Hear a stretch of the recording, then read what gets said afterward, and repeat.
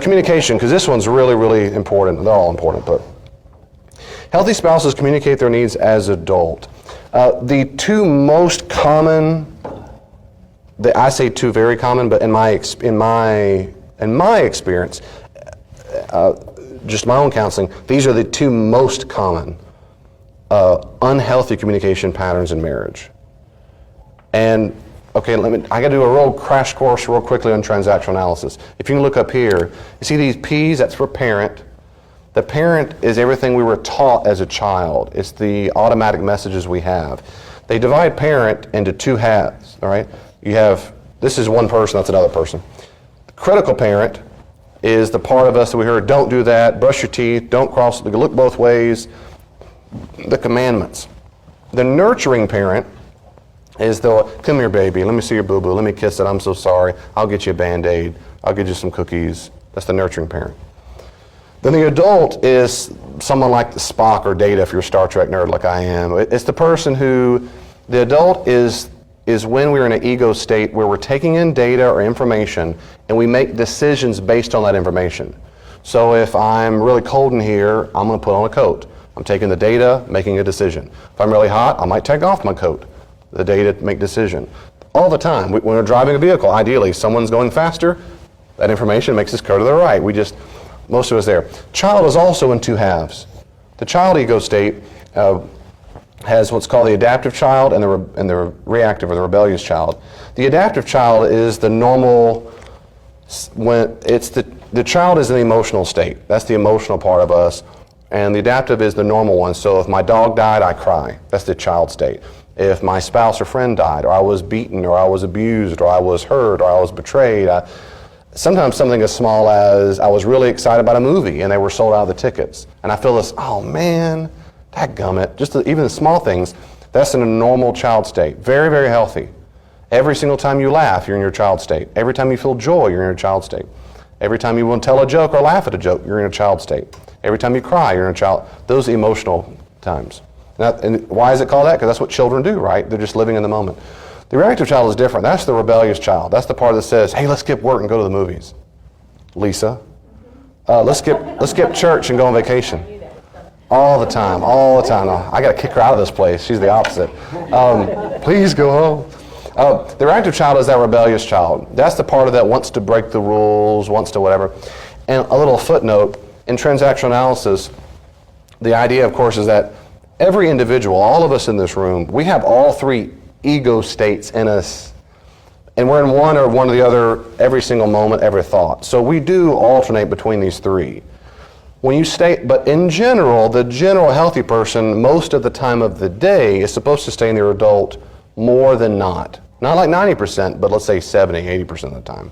That's one goes to job, gets the job done, send those emails out. Responsibility pays the bills.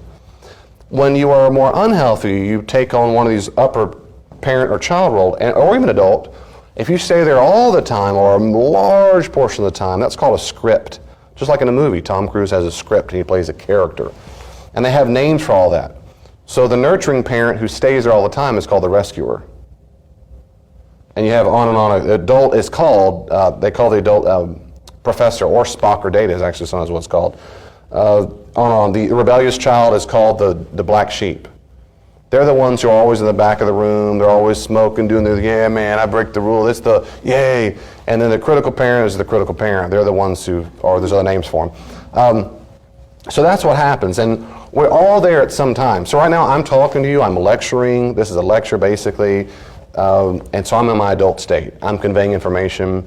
I imagine the majority of you right now in your adult state because you're listening to the data, you're processing it, and so forth. Some of you feel upset inside because I'm touching you right in the face and I'm making you nervous, like a lot of y'all kicking your legs, kicking your legs and feet, about 4 y'all are. And so you're in your adaptive state, so you're very anxious, so you have anxiety inside. A lot of women also, particularly younger girls, when they have longer hair, they stroke their hair a lot. Those are self-soothing techniques. So some of you are nervous right now, and so you're showing it by your kicking your feet and so forth. The rebellious child, the ones, I don't want to come here, I can't wait for this to be over with. I see this in sermons all the time. The critical parent, all the time. Critical parents are the ones who can't wait to critique me when I'm finished. They can't wait to find out what's wrong with me, and they'll tell me right away as soon as the sermon or the lesson's over. They'll send me the email, and what you should have said, here's what you should have done, here's what you should have. They can't wait. They stay in that script all the time. When they come, you just know they're going to critique you. The nurturing parent stays there all the time. They're so sweet all the time. They can't wait to come give you a hug, encourage you, tell you how great you are, just love on you, and so forth. So people in that state at different times, and we vacillate. And in this 1 hour, hour and 20 minutes, 15 minutes, you can vacillate to all these different parts. Okay, in spousal, does that make sense enough? Can I move on? Elaine, do I need to? So it's healthy to move in the different ego states. It's healthy, it's good, yay. And sometimes you what? Sometimes you can help each other. Sometimes you can help each other. That's right, and that's right. So for example, but again, this is back with that need and desire.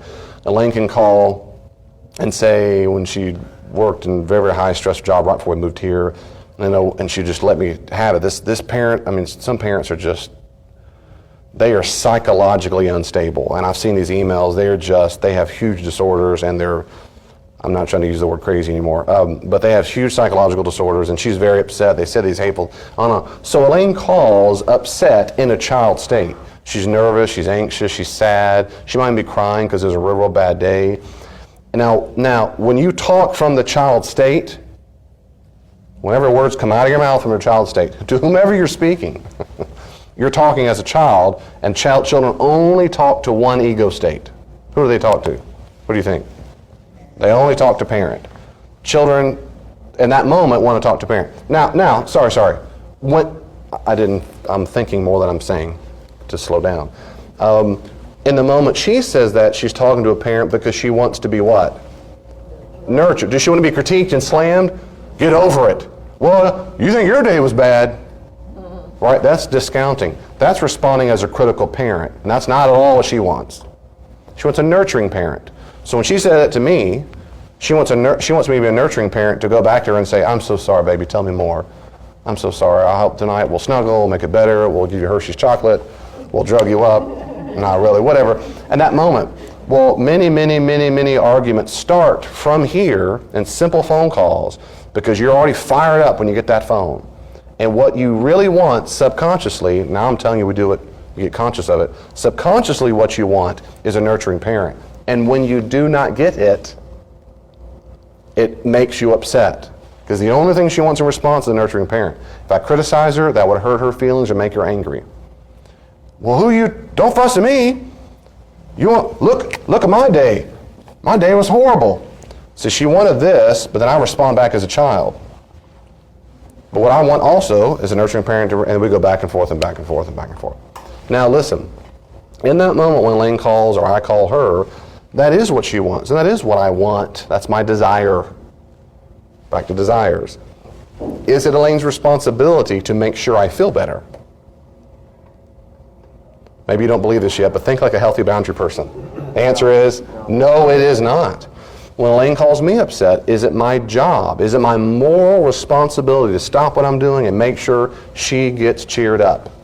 Absolutely not. It is not my job. We are not conjoined twins. We're Velcroed. Elaine's job is to process her own feelings, her own sadness, her own anxiety from the day in every way that's healthy, process the pain, and get over it. Now, because I'm married to her and I love her, I want to help. That's the treat. I want to help her, but I'm not responsible for her feeling better.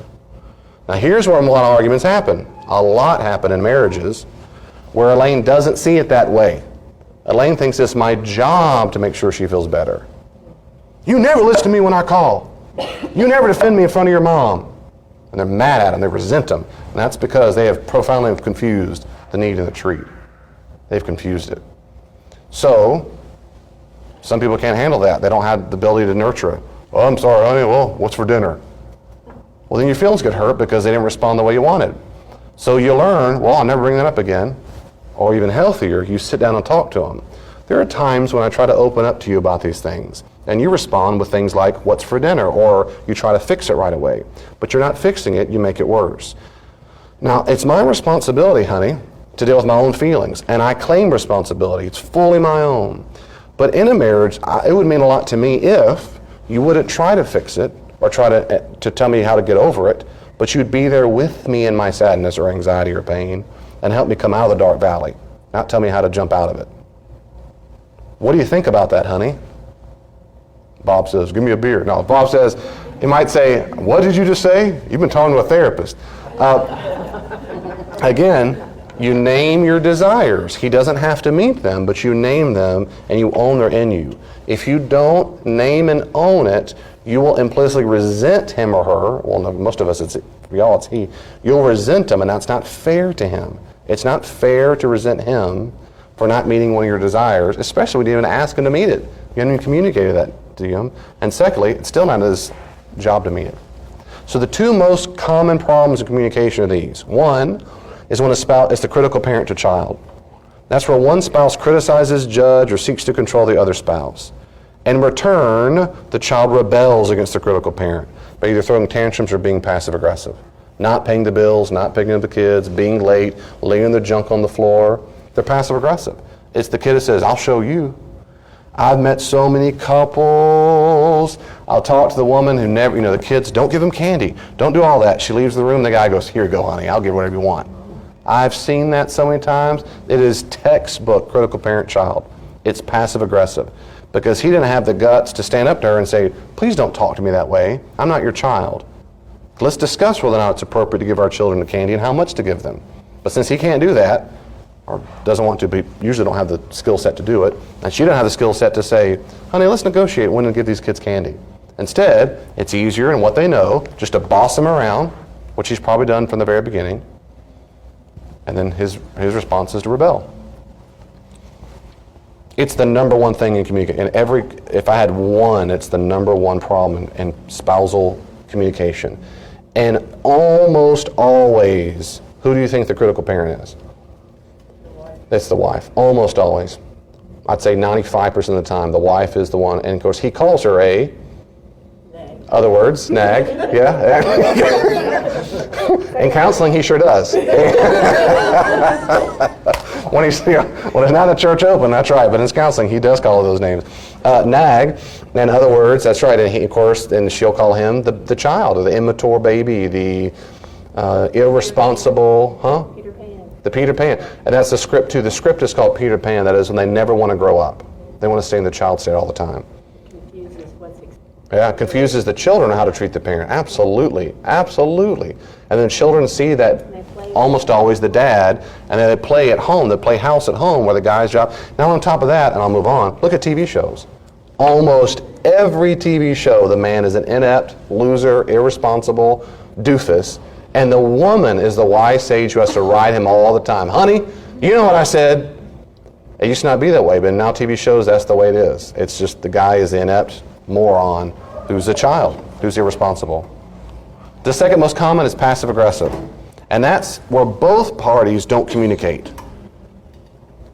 You should have known what I was feeling. You should have known what I was doing. And you don't communicate, you just seek to punish by turning them out, whatever, or doing the opposite or checking out.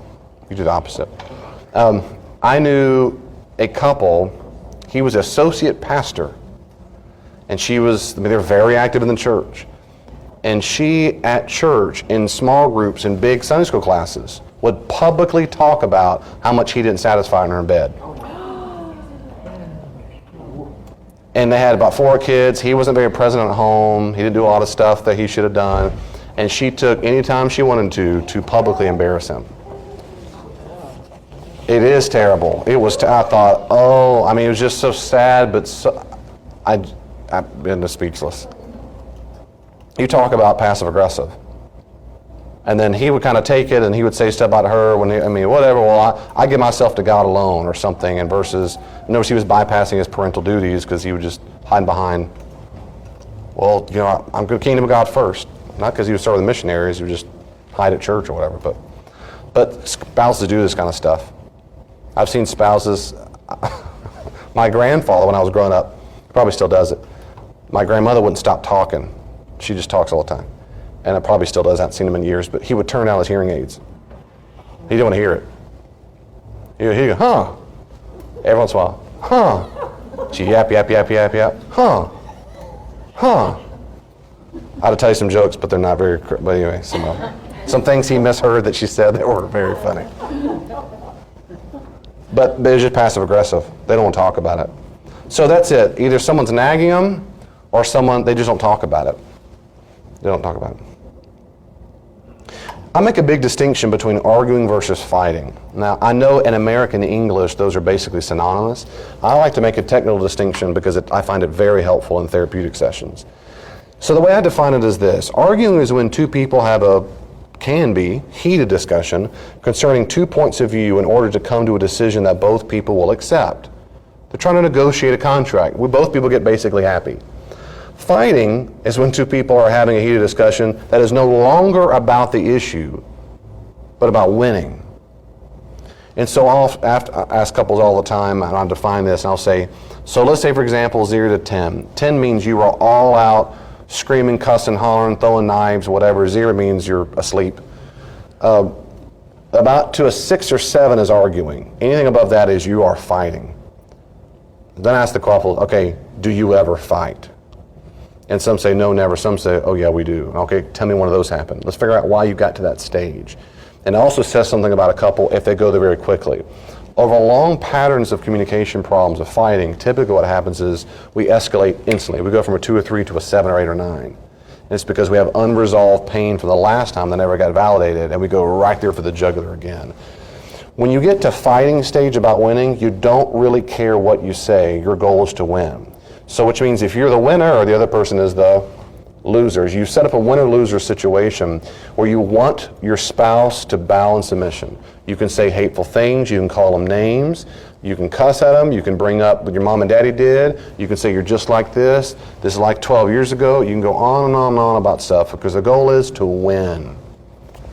You are no longer arguing.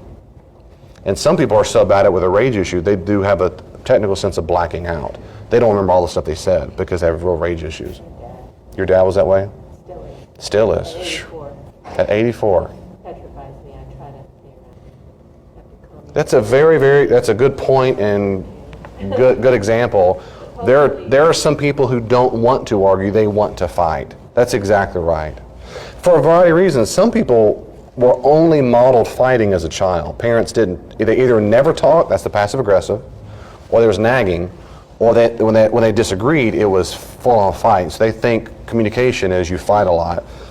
And that's right, some people do that. Some people fight because they're so insecure that their voice will never be heard that they escalate right away.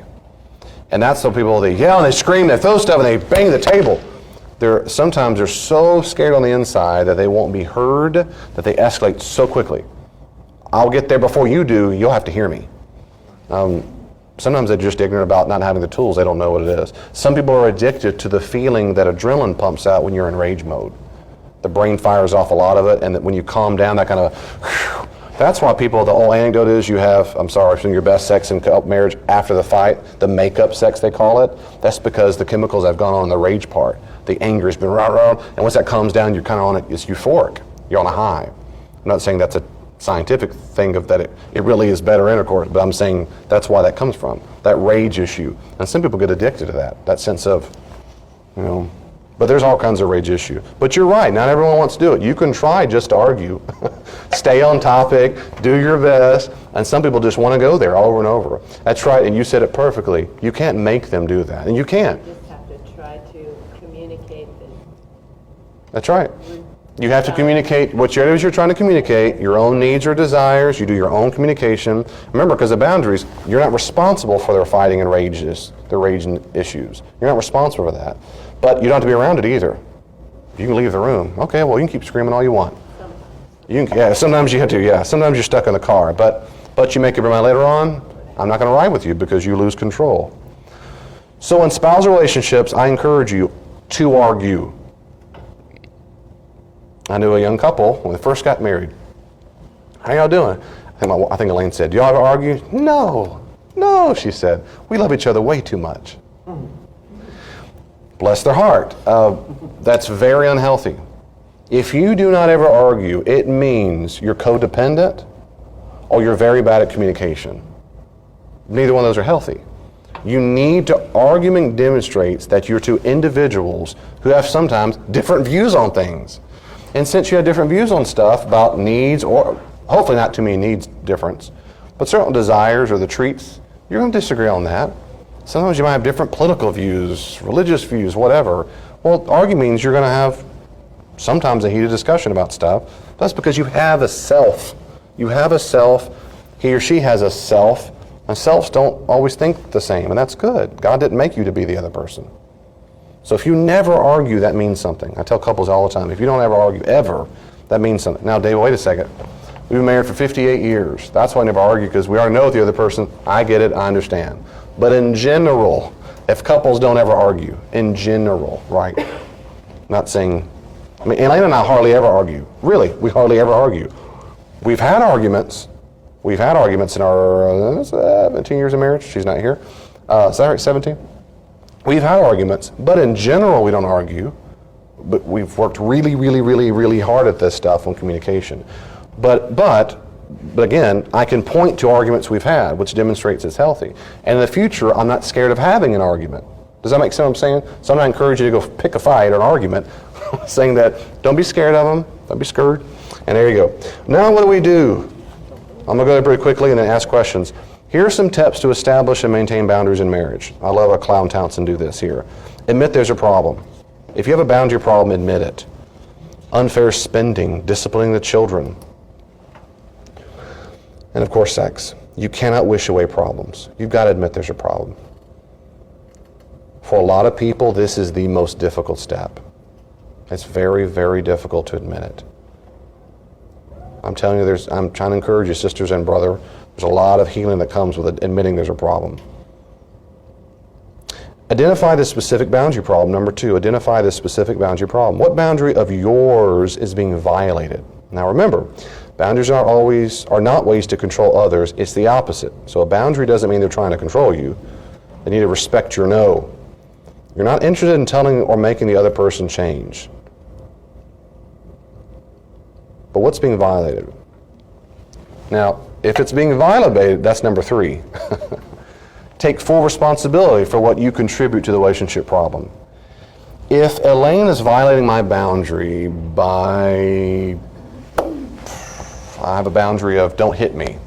In our home, we have 0 tolerance for physical or even the threat of physical violence. 0 tolerance. My children even when they were younger, I'll get you or I'll beat you up, or they put their fist up, right away they're in trouble. There's 0 tolerance. I don't do a warning, it's 0 tolerance. And I'll tell them, even when they were little, kneel down. We do not ever express anger that way. You don't bite, you don't hit, you don't kick. We tell the person how we feel. So I always told them how to do it, but I have 0 tolerance. Same thing in my marriage. Let's say for a second she started hitting me. God help her and me. And she violated my boundary. Well, my boundary has been clear because I've told her. But if she hits me and I don't say anything about it for a while, let it kind of fester, and a month goes on, 2 months goes on, I'm to blame for not communicating my needs, or I'm communicating my boundary. Maybe she forgot, maybe she blacked out, maybe she had a concussion, whatever. It was my job the first time she did it to say, hold on, time out. You do not have permission to ever hit me again, ever. You do not have permission to do that. And I would like for you to apologize. And I'm going to wait until I hear an answer. And if she said, well, you understand? I don't understand. Do you understand what I just said? Well, it's your fault. Nope. You do not ever have permission to hit me again. Do you understand what I'm saying? I need you to acknowledge what I just said. Can you repeat back what I just said? Well, come on, we're going to be late for dinner. Nope. Can you acknowledge? You see what I'm saying? I'm not moving. It's my job to communicate that. So it's my fault if months went by or years went by to own how I should have told the person how I felt. It's not my fault that she hit me. I'm being very as clear as I can be. It's my fault for not communicating how the hitting was violating my boundaries. Okay, but I own that. So let's say my analogy, I waited 3 months. I would say, Elaine, it's completely my fault for not telling you these last 3 months you shouldn't have been hitting me. Completely my fault.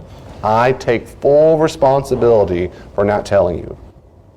From now on, I'm telling you now, you don't have permission to hit me. Do you see that? So I'm not going, you've always been, and I resent you, and I want to hit you back. Now, now, how am I contributing to the problem, if at all? At minimum, did I do a good job of communicating it? And so you name it. You name it. Number 4, discover the origins of the conflict. Why have you let this person violate this boundary for this long? And I'm telling you, sisters and brother, what need are you trying to get met? Is there something in your past that isn't resolved, especially from childhood?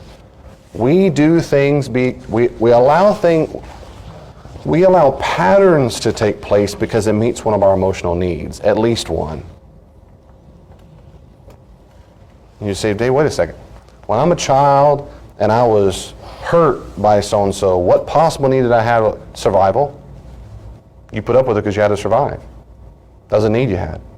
And that's the need you should have protected because you were a child, and children need to have and survival. And then what happens later on when we get in age is we stay, if we're not careful and not going through therapy, we stay in survival mode forever. We stay in it forever. I've known many couples who adopted someone a little bit later on in life, and they can't seem to snap out of the mode they were in for several years. And it's for this same thing. They just can't snap out of it for a long time. So it happens in life sometime, but I'm saying now as an adult, as we're looking back on our lives, if there's a pattern we're going through right now, why did I let Elaine hit me for 3 months? Why was that okay with me? I ask people all the time, he took advantage of me for years. He took all my money. My question always, I said, I mean this in due love, but why did you let him? Why do you think so lowly of yourself you thought that was ever appropriate? Well, he didn't. No, I'm not talking about him right now. Why did you do that? Why did you let him take advantage when you knew, you already told me you thought it was wrong, yeah, but then why put up with it? It's because I have a lower self-esteem, and they can get healing on that. So try to figure out what need you're getting met that tolerates the boundary violation. There's probably maybe several things, but let me say this one more time because I'm never, ever trying to be discouraging. People can go through legitimate things in life where we learned it the wrong way. Then we grow up and we keep practicing the wrong way to do it. So just because you were trying to get a need met, like survival, doesn't mean you're a bad person, doesn't mean you've done it wrong. It just means you were getting a need met. So why did I put up with that abusive husband? Because that's all I knew. And my need was acceptance and love, and if I had to get horrible muddy water, I'd get some muddy water versus no water at all, because that's all I know. My point is, let's just name what the need is. That's all I'm saying. So needs aren't all bad. It just means you're trying to get them met, and that helps you start the healing process, because you want to get those needs met in a healthy way, in a healthy relationship. Number 5, usually have a trusted same-gender, if you can, person or support group from which you can gain support and encouragement. If you have bad problems in your marriage, talk to someone else and get support. Tell your buddy, I'm about to start taking some baby steps with my wife. I'm going to start saying no, and I'm nervous. I'm going to start telling Bob he can't do that anymore. I'm a nervous wreck. I can't stop spinning my foot. I can't stop. I was just messing with you, Lisa. You weren't even. I was messing with you. You're spinning. So I need your help. I need your support, because when Bob comes tonight, I'm going to say no, and man, I'm nervous. So help me role play this one more time. Is this the right thing to do? Get that support. Get that support from someone who can be there, and then call them afterwards, and they can tell, how did it go? I said it, but I was a nervous wreck. I'm not nervous, but you said it. Way to go, high five. And you might need a whole support group for that, like here, or Boundaries Anonymous, or whatever. There's all kinds, or a therapist, or a counselor. 6, practice the baby ones, especially with safe people. Find a person you really don't think will abandon you if you say no. Like I told you, my friend I did, when I was teasing my friend, it's the same friend with him. When I said, would you pray in front of everybody? Now, I know he doesn't want to do it, but I'm safe. And I was trying to help him say, you can say no, and my relationship, not in the least bit, is going to be affected if you say no to me. So I threw out something I knew he didn't want to do. But because I'm safe. I'm safe. So find people you can be safe with and say, no, thank you. And they go, okay. And just revel in that for a second. They didn't cuss me out. They didn't throw a knife in my head. They just go, it'll help you feel, kind of get those muscles working. And 7, say no to the bad in your marriage. So first, reinforce that you're committed to the relationship, to your spouse, and then state clearly what the change will be. Let that sink in. So if you're having this talk with your spouse about something that's going to stop, I'm committed to the relationship. In fact, I would say it this way, because I'm committed to the relationship, this has to stop. This will change. And you communicate clearly that you will no longer tolerate the boundary violation. This is not about making the other person change. It's about how you will be changing. I've never heard this done right in a marriage counseling situation until I help them. I always ask, Greg, how does it make you feel that she does that? Well, the problem is she blah, blah, blah. Okay, try again. How does it make you feel? Well, if she would just, hold on a second. So Greg, how does it make you feel that she, well, the problem is if she would just, this happens 100% of the time. And I go, Greg, do you sense, they haven't done this. I'm just using them because they're married and they're here. I do Elaine, but this is hypothetical. I'm sure this never happens in your marriage. But in a counseling, then I would say something like this. Greg, do you notice that when I ask you how you feel, the first thing out of your mouth is what she needs to do to change? And I'm telling you, there are people who cannot even see it. Well, if she would just, yeah, buddy, do you see how when I ask how you feel, you tell me what she needs to change to fix it? Some people it takes a long time for it to click. But when it clicks, then there's great healing. And most of the time the guy doesn't know what the word feeling means. They go, I don't know how I feel. Well, think about it. You have to use the word think about it because they don't think that way. Think about how you feel. And some guys, well, yeah, I understand. No, well, how'd you feel? Well, you know, whatever. So I have to give them examples. Are you happy that she does that? No, I'm not happy. Are you sad? Yeah, it's not a big deal. If she would just hold on a second. You see, the drive to change the other person so that you feel better is absolutely a boundary problem. And it shows you're immature and you're not taking responsibility for your own emotional state. But spouses do this every day. So here's some examples of using boundaries correctly in a relationship. These are kind of extreme, but this is what happens in the real world. I'm sorry if you're not exposed to these things. I am, as a pastor and counselor. These are real world examples. Before boundaries, you've just got to stop drinking. I've told you over and over again, it's ruining our family. What kind of man are you? You're wrecking our lives. That's not healthy. After using the boundaries class, you would say something like this. You may choose not to deal with your drinking if you want. However, I will not continue to expose myself and the children to this chaos. The next time you're drunk, we will go to a friend's for the night, and we will tell them why we're there. I am extremely angry that you refuse to make healthy changes that affect us all. Your drinking is your choice. What I will put up with is mine. It's not a threat. It's a guarantee future cast. It's a meteorologist, but better, because you control it. I'm just letting you know, the very next time you do X, I will do Y. Just letting you know, heads up. With a smile on your face. No drama, I didn't throw anything, I didn't scream, I didn't cuss, I didn't bring up his mama. This is what's going to happen. Some people can't do this right off the bat. So if they role play with people like me and say, okay, what if he says this, and and then we role play, and I'll say, all right, I'll be you in an ideal situation, and you be the alcoholic. You be the person you're scared of, and I'll be you. And sometimes I even record it for them, or they'll put their phone and record it to practice over and over. I've done this many, many, many times. People at work relationships. How do I tell my boss? One guy whose boss was his dad. And man, oh my goodness, the dysfunction. Now they're so much, much, much, much better. But they had to practice that. Notice how she's not trying to fix him. You got to go to AA. Here's what's going to happen. If you don't blah, blah, then I'll tell you what. Nope. That's up to you to deal with it. If you don't deal with your drinking, I will get very, very sad. You won't make me sad. I will be very sad, and I'll be angry that you are not choosing to take responsibility for your alcoholism. Because not taking responsibility for whatever, alcohol, drugs, whatever, it influences us and hurts the children and hurts our relationship, and you are diminishing our relationship. I feel less bonded, I feel less connected because you won't stop. I hope you will stop, and I do want you to stop. But if you don't, that's up to you. I will process my own feelings. I'll go to therapy, I'll take the kids to therapy, but I won't be exposed to you anymore. And if you don't stop at all, it will absolutely take us to a divorce. I will not expose myself to this kind of stuff anymore. You understand, honey? You see how it's a matter of fact, X, if you do X or don't do X, here's what will happen. And you can't bluff. Just like you're talking to children.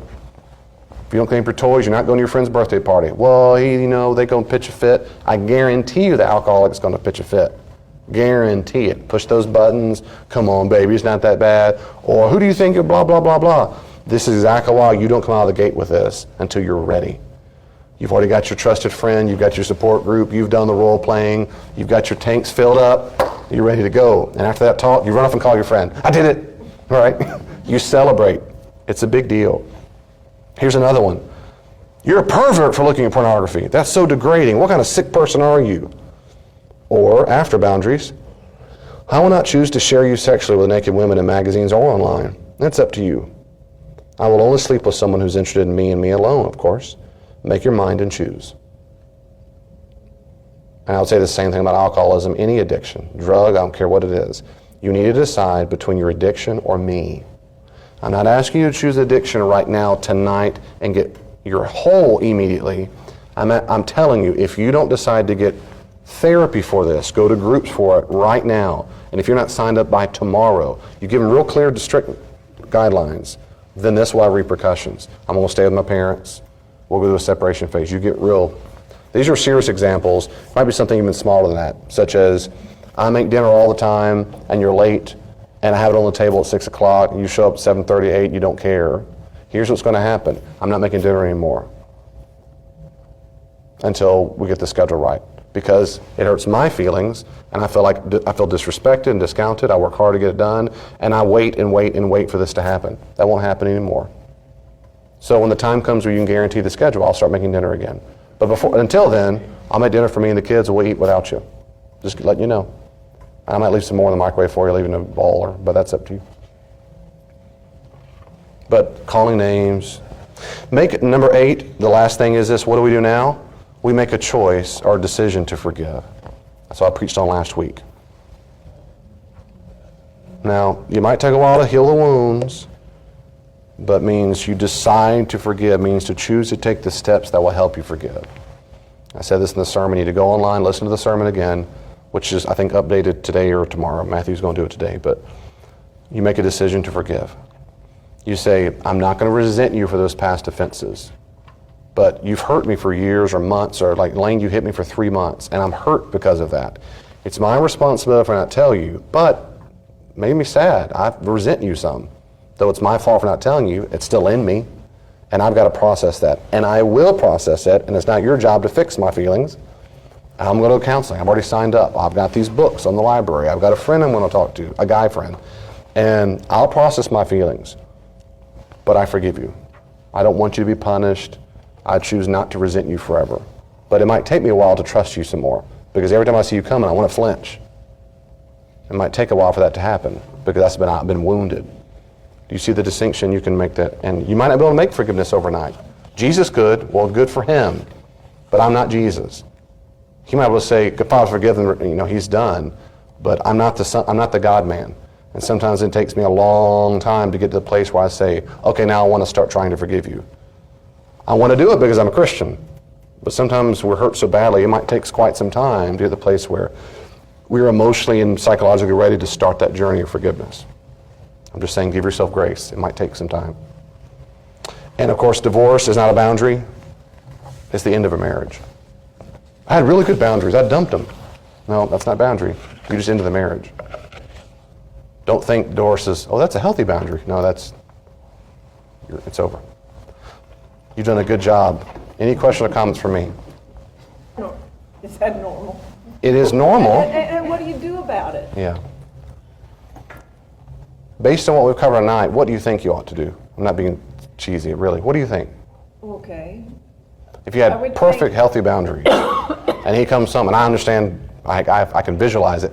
He seems irritable or grumpy or something's different, because we all can tell when someone we're married to, we can tell. Yeah. But he's not telling you what's up. Yeah. And if I ask, nothing. Okay. I think you're doing a good job. Well, several people are nodding when you're saying it, so believe me, I've been there. Of course, it's loving and kind for a spouse to care that the spouse is upset about something. If they didn't care at all, that'd be weird. I mean, I would say, why? In counseling, I would say, and I've done this by the way, Do you care at all that your spouse is crying or upset? Well, I don't care. That's weird too. If you didn't care at all, why even married? I mean, marriage, they're Velcroed, right? Idea is, you do care. I don't want Elaine to be upset, like, oh, I'm so glad she's upset, right? It makes me happy. And I'm not indifferent because I do love her or whatever. Here's the distinction. The distinction is now, do you feel emotionally responsible for cheering him up? Do you feel emotionally responsible for him being able to process the pain or anger or frustration, whatever he feels? If you feel a little compulsive desire to keep checking, dancing a little bit, I'll make your favorite pie. If you feel a little need to dance, a little need of compulsive, that's your boundary problem. Yeah, I don't. If you don't do that, then you're fine. If you have that problem, mentally, one little tip is to say, if you find yourself wanting to do that, and I've done that before, and sometimes in other relationships through the years, because of the way my mom taught me how to live life, which is unfortunate in some areas. And so what I would tell myself is, when I feel that compulsive need, is I say, I'm not responsible for, I would say it over and over, I'm not responsible for his feelings. I'm not responsible. I hope he feels better. I hope he gets over it, but I'm not responsible. He said nothing's wrong. Well, probably something is, but that's what he said. I'm going to take him at his word. And a lot of times, not always, a lot of times when guys say that, this is pretty sexist, but it's true in my experience and also being a guy, it means it's nothing worth bringing up because it's not even worth the conversation. Especially when a guy has a boundary problem because he doesn't want you to be upset. Now, that's where that becomes unhealthy, because that's a boundary problem on his part.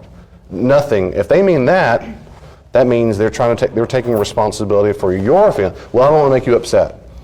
Why didn't you tell me you maxed out the visa? Well, because it's right here. I don't want to make you upset. Of course I'm upset, dummy. You've maxed out the visa, and it's worse because you kept it a secret. This is why I didn't want to tell you. That's boundary problem. So if you just care, that's one thing, that's healthy. If any of us ever feel a compulsive need to dig up, come on now, I know something's wrong. Come on, open up to mama. What? I'm not your, open up to me. That's where you're taking too much responsibility. So, what do? Nothing.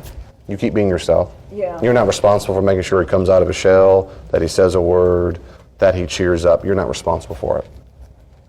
Do you have an emotional response? Sure, and just own it. On the inside, I feel sad that he's upset. Okay, well, I want to read my book again. In other words, you acknowledge it, but then move on with life. But if you can't move on, and you find nagging in the back of your head, I've got to figure out what's wrong. Something's bothering him. I got to get it. That's a boundary problem. Doesn't mean you're crazy. Doesn't mean you hate that's a boundary problem. That makes sense. Yes, ma'am, please. Say our insecurity is not our best friend. Insecurity is not our best friend. It's not our best friend. It's not. You're right. Too many times we make decisions based on insecurity.